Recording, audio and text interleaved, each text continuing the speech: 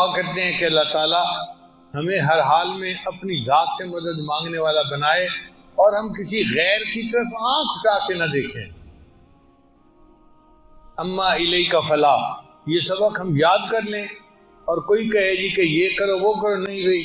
مانگنا ہے تو اللہ سے مانگنا ہے۔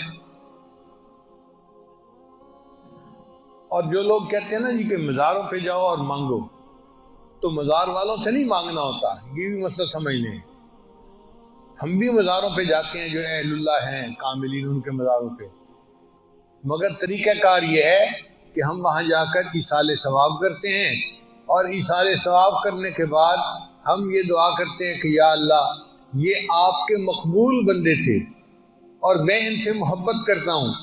اب میری اس محبت کو قبول کر کے آپ میرا یہ کام کر لیجئے۔ تو مانگتے اللہ سے ہیں، ان کے محبت کو واسطے کے طور پر پیش کرتے ہیں، وسیلہ کے طور پہ، اور وسیلہ پیش کرنا جائز ہے۔ اللہ فرماتے ہیں وَابْتَغُوا إِلَيْهِ الْوَسِيلَةَ، اللہ کی طرف تم وسیلہ ڈھونڈو، نیک اعمال کا،